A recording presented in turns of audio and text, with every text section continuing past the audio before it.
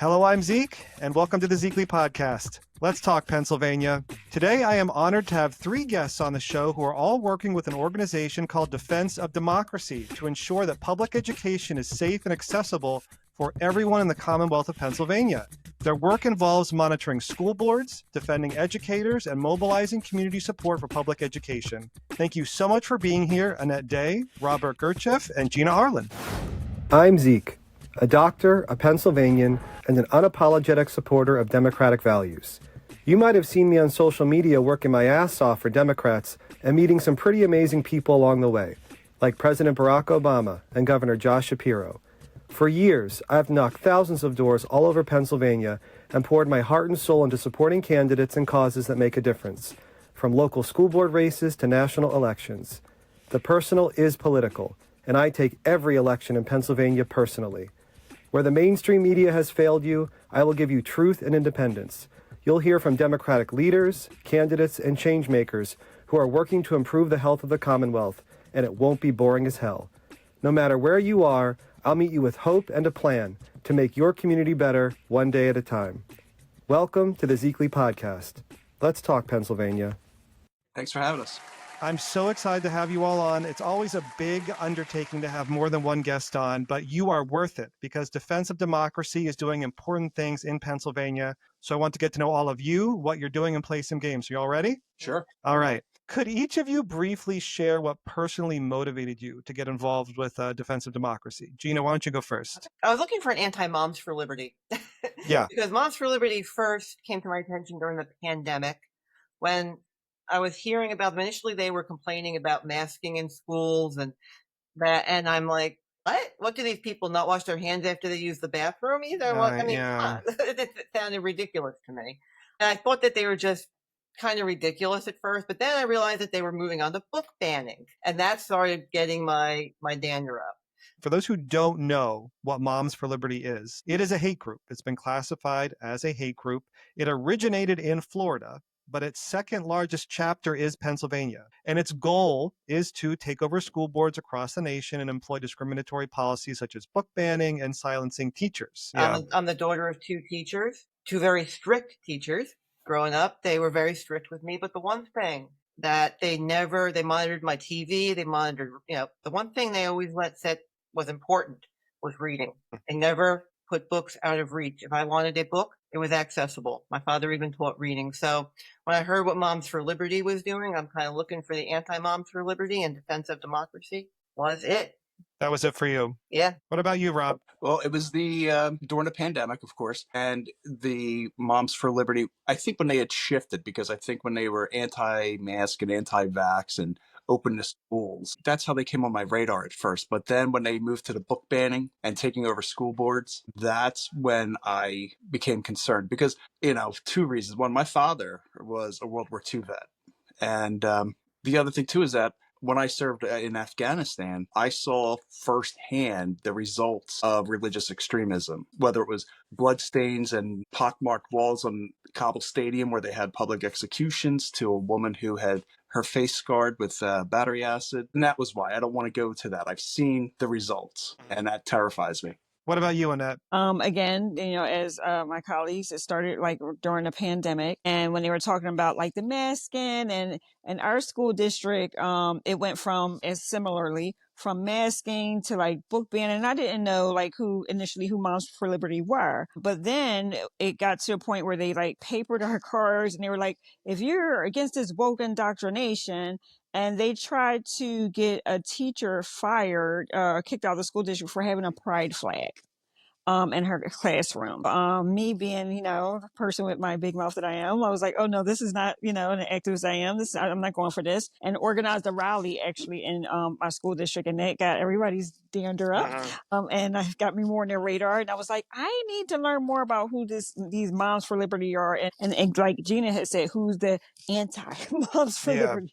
Who can I stand with against these folks that are doing such harm? It seems like a common thread that all of you are saying is that inhibiting or prohibiting the ability to have books is a really big deal, because education is the doorway to lifting yourself up out of a lot of difficult situations, out of poverty. to get yourself into a good school, to get a good job. And I do think that Moms for Liberty specifically targets that ability to take away books. Well, Gina, as the Pennsylvania director, can you just give an overview of what Defense of Democracy's main goals are in Pennsylvania? Okay, well, in Pennsylvania, and that can speak on the national level. Pennsylvania is interesting. I always like to call Pennsylvania, unlike states like Oklahoma and Florida, who have boogeymans like Ron DeSantis and Ryan Walters, who are causing trouble on the state level and instituting curriculum from the top down. Pennsylvania, so far, as it's kind of like a whack-a-mole, which I always look at it as whack-a-mole. You know, you go over here in Columbia County, they're having problems. Okay, boom, you gotta whack that. And like, oh, great, now Radnor's got people who want to ban books. You got it too. Bucks County keeps going. Bucks County goes this way. Bucks County goes that way. It's like, boom, boom, boom, boom.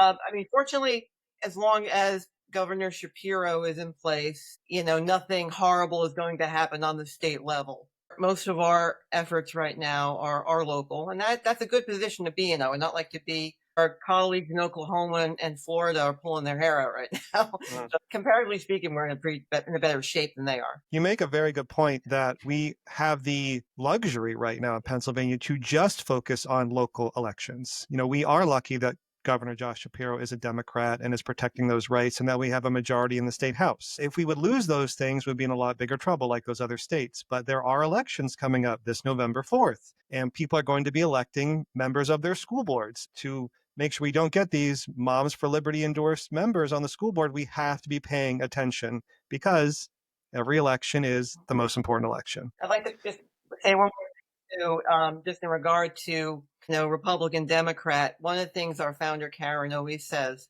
is, you know, just in our nonpartisan nature, some of her best volunteers are Republicans. Republicans who know someone who is LGBTQ. A Republican who knows someone is, you know, being marginalized, or someone with a son on the spectrum. In our organization, we love Republicans who support public education, and there are more of them than you think. Oh, yeah. I think it's important to specify that, you know, being a registered Republican, you can vote for whoever you want. But what we see is that Republican politicians who are in control and power are very much aligned with the Moms for Liberty stance. Many of them so are. Yes, it's very important to know what you're fighting against. And it's not Republicans necessarily, but Republican politicians. Well, let's play a little game, because this is what we do on the Zekely Podcast, all right? We're going to play Gen Z Lingo, where I'm going to give you a phrase, and you're going to have to translate that for me. All right, Annette, you're going to go first. So here's the sentence. Climate change out here giving final boss vibes, like we're in the last level and still no one's listening. What does that mean? Can you translate that for me? Final boss vibes? Final boss vibes. Okay, first of all, I know I look younger than y'all, but I'm Gen X and my son is Gen Alpha. So I'm like, I don't know Gen Z. But final boss vibes is climate change. Let me see. So what I would say that sentence is saying is basically, right, no one's doing anything because climate change is like the final boss. Like what we doing about it? Because we got to do something about, they have the climate change is going to have the final say. That's we'll right. do something and step up. It's end stage, right? We're in the end stage challenge, and people still aren't taking it seriously. You were on the right path. I know. Final boss vibes. Oh, I know, it's great. I love when my kids talk like this sometimes. It's I've heard it before. All right, Rob, here's yours. These AI deepfakes got the timeline spooked. Like, can we not?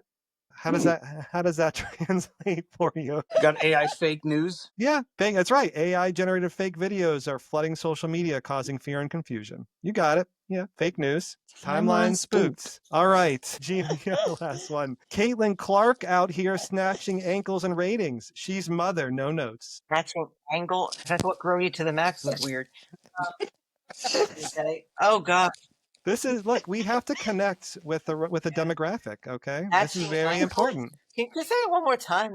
Sure. So I was able to kind of get in contact. This one's weird. Caitlin Clark out here snatching ankles and ratings. She's mother, no notes. Like someone who's trying to get followers on a... I have no words. I'll save you. It basically means she's dominating both on the court and in viewership, and she is iconic. Okay. There you go. You can take this now when you go to DOD meetings, and you can connect more with the people you're talking to, okay? No cap. No cat, all flames. That's right. Annette, with your extensive background in social work and mental health, what concerns do you see emerging in public schools right now? Oh gosh, where do we start? There's so many. Well, I'll speak for like the mental health aspect because as a social worker who is in mental health, speaking of Gen Z, right? And like I said, I have kids who are like, I guess, Gen Alpha and after Gen Alpha now. But there's a lot of bullying within the public schools, and not just public schools, but within the school systems.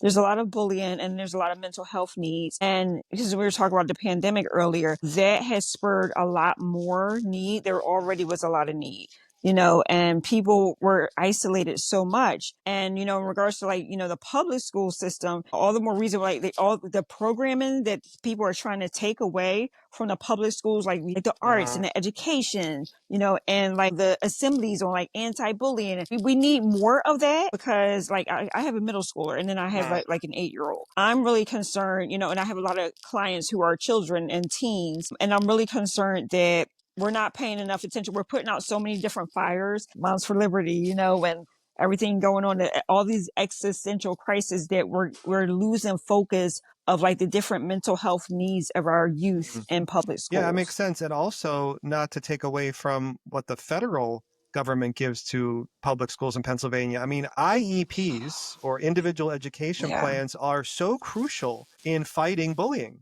They really are. People don't realize that there are IEPs for people who have trouble sitting in class and who maybe stick out more than others. And that can be distracting to other students. And other students might, take up bullying because that annoys them. And that's not right. But IEPs allow for lateral movement and to have support systems so that nobody is distracted or harmed while they are at school. And so I know that Defense of Democracy also focuses on things like that as well, protecting IEPs and making sure that government funding does not get shut down. Well, Robert, drawing on your investigative skills in government and corporate environments, how does DOD gather information, track activities, and prepare responses to these challenges? We have weekly meetings every Tuesday night, and it's a national meeting. So what happens is, I know for Pennsylvania, we had the national page on Facebook. That seemed to be one of the best ways to get news out there, because everybody from my kids, believe it or not, to my aunt who's in her 70s, they're all on Facebook. It's like the email of today. And so we have the national page. Pennsylvania has a Pennsylvania page, and we also have the Veterans Defending Democracy page as well. And as soon as somebody finds some information out, they'll either send it to us, and I'll look and I'll try to verify it to make sure I check the sources and everything before I send it out. Okay.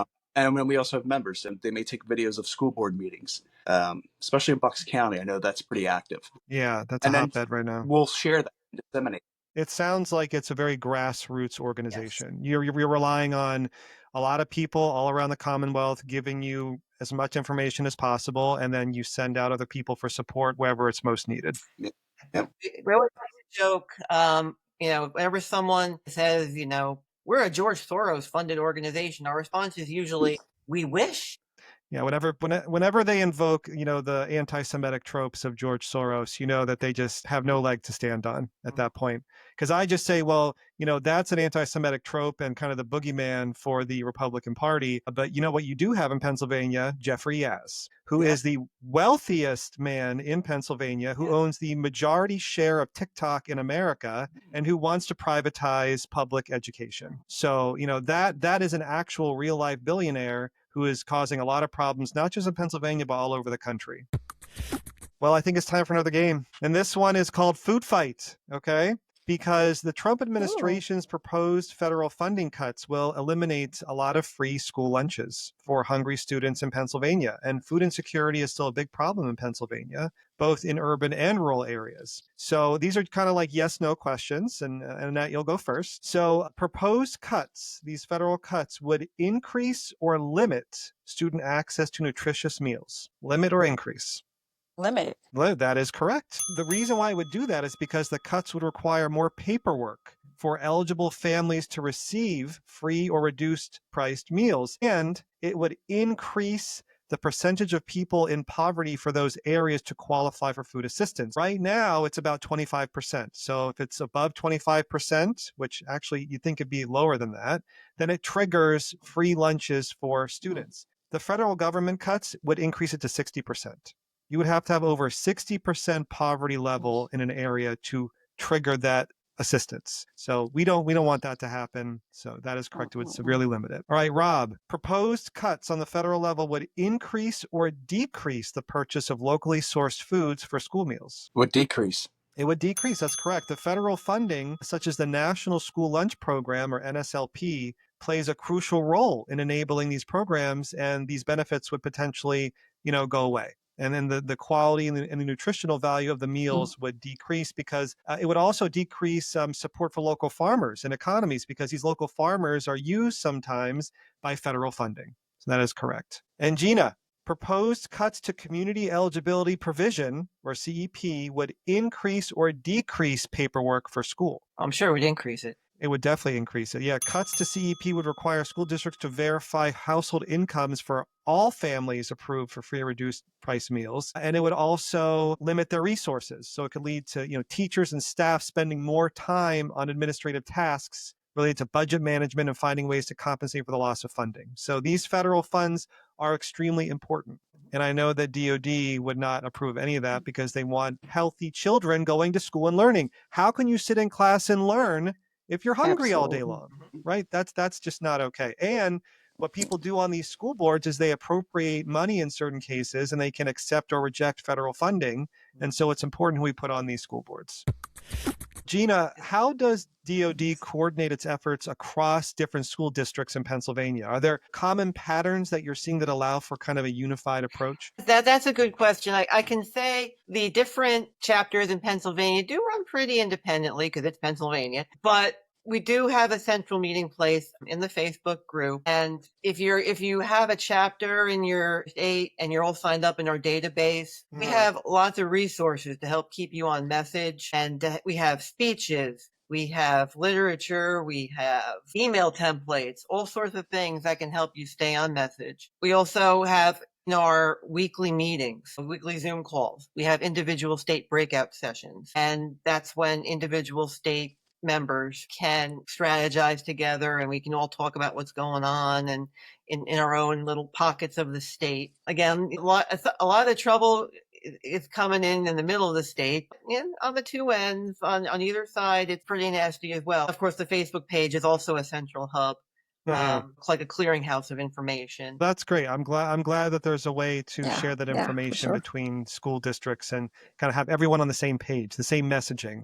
Yeah, we also make it available for people, especially we try and encourage the veterans defending democracy, that if somebody's going to speak at a school board and they're nervous or they're afraid of repercussions, we're willing to send somebody or multiple people out just to support them. Wear the T-shirt like I'm wearing now, so they know that they're being supported. And so even if we are not allowed to speak, we'll sit in the audience, and cheer you on as much as we can, or you'll know that you're not there alone. Absolutely. That's good to know because these Moms for Liberty groups, they have plenty of people who volunteer to go around and show up at these school board meetings and just wreak havoc. So it's good to know that you have that support system there.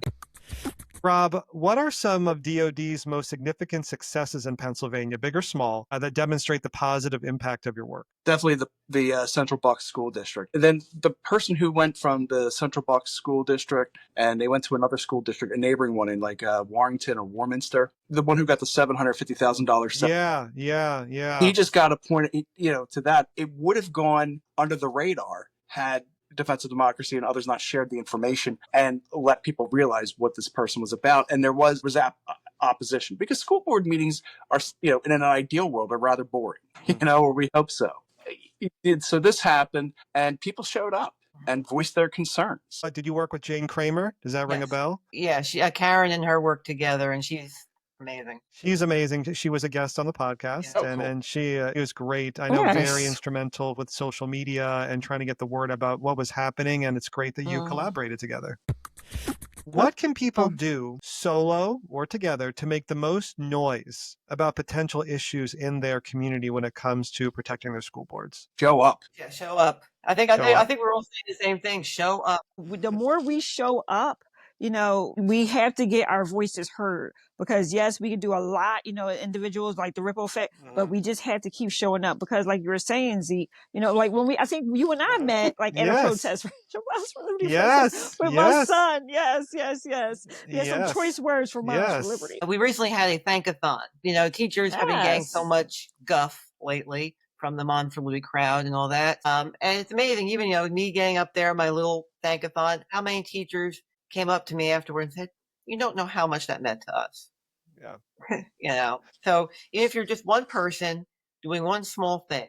Yeah, I think it does make a difference. And like you said, good politics is boring, right? We like good, boring politics at the local, state, and national levels. And I can understand people maybe don't want to take time out of their evenings and go sit in a school board meeting, because a lot of what they talk about is pretty benign, right? Approving various budget cuts or budget approvals, or talking about their next superintendent or a new policy or initiative or research they're doing to make things better. People would rather go out to dinner or spend time with their families. But in that milieu, in that space, if you don't have good people that you can trust, that's where the damage happens, right? And so I agree with you that simply showing up and being present is a check to their power. It's saying, I'm paying attention to what you're doing, and if you're not doing what we elected you to do, then you're going to hear about it. You showing up at a school board meeting and speaking out in favor of diversity or against anti-Semitism that may be an issue at your school at that moment. There might be a kid there that's watching. Right. And if you're a parent, your kids are watching. Yeah. At the end of the day, it's all about the kids. Yeah. How do you see the battles, we kind of alluded to this before, over public education connecting to broader efforts to protect or undermine democratic institutions in Pennsylvania? Anyone can take that one. Well, I definitely think that when you have an uneducated populace, they're much more easily malleable. It's easier to manipulate them. We see that with AI and influencer content, and somebody like Joe Rogan gets on there, says something to a bunch of listeners, and he's not a journalist, he's not a historian, and yet here he is telling these tales as truth. And then maybe a couple months later, he finds out it's not real, and he's just like, whoa, how about that? That's crazy. And then he moves on to the next thing. Absolutely. And I would add, it's all strategy. They're saying, there's a reason why they're trying to defund public schools and take the resources away and take the funds away and put them in the charter schools and put them in the private schools. Because then, again, you have more of an uneducated populace, like Rob said, and then there's more of the haves and the have-nots. The gap just gets wider and wider and wider, which is unfortunately what a lot of people want. As a parent of a son on the spectrum, it makes me shudder to think what could happen with privatization of the whole, or the defunding of the special needs. One of the topics that did come up in our school board meeting, the last two sessions, was the intermediate unit in Chester County is worried about losing funding. These are the people who taught my son how to drive. Yeah.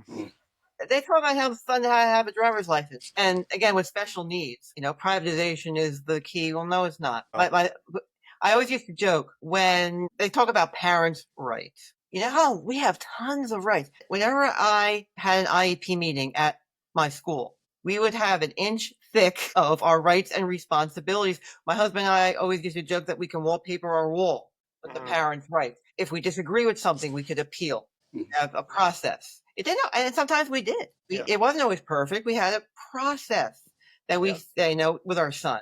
Private school, sorry. One day they'd call you in. We can no longer meet his needs. Have a nice life. They don't have to abide by any of that. Right.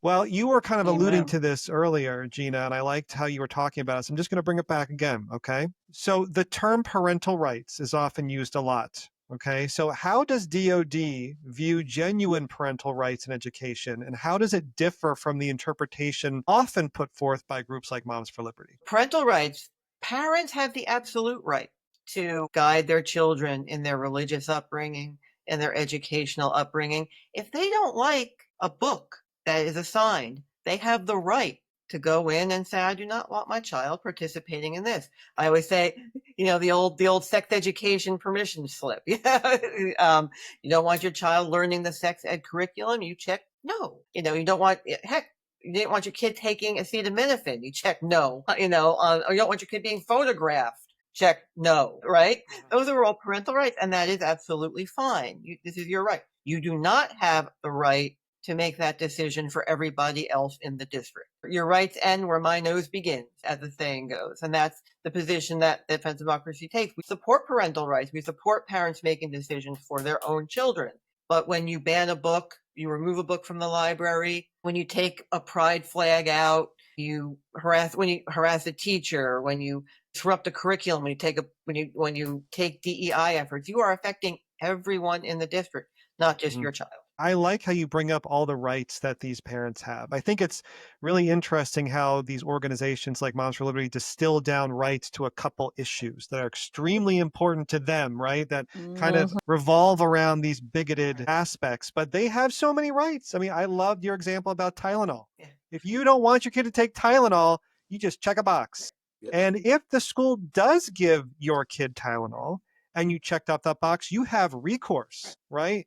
You can do something about that will get the school in trouble, okay? But what these organizations want to do is they want to get everyone in trouble academically, and that is the major difference, I feel. You know what's interesting is that a lot of these states push these laws where you're mandated to post the 10 Commandments in every classroom. But they never mandate that you post the Bill of Rights in every classroom. Right. It's ridiculous. I mean, separation of church and state should mean something, right? I mean, there are all religions in this country, and there are no religions in this country, and they all should be respected equally. I mean, I can't imagine how upset someone would be to walk into a school where the 10 Commandments are there, who maybe just is agnostic or an atheist. We have to respect that. This is the United States of America. We have to respect everyone, or we respect no one.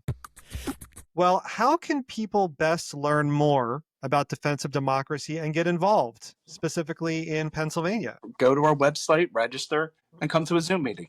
And what's your website called, just so everyone can hear it or see it? defenseofdemocracy.org. So defenseofdemocracy.org. Yes. And I've been to the website. It's a great website.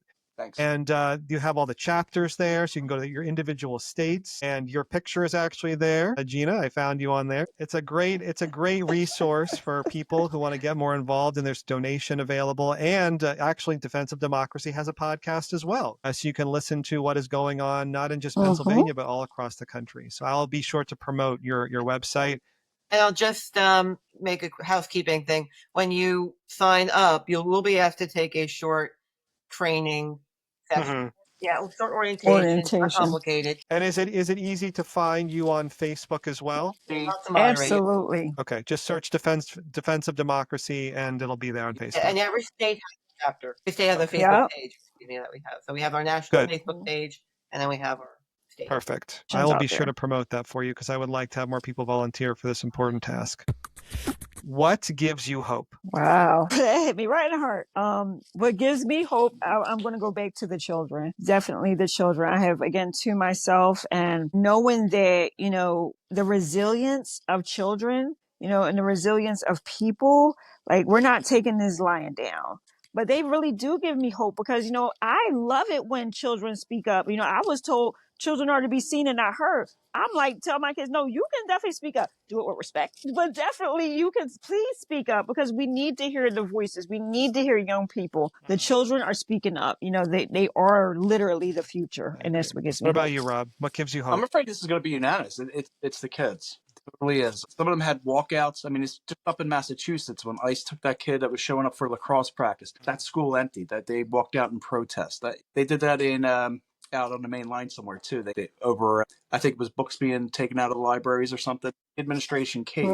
That's the key. The kids are all right. Well, I'd have to third that motion. Just to see the way that my son was treated. And this is, again, instead of being warehoused, he had a place in school. They accepted him.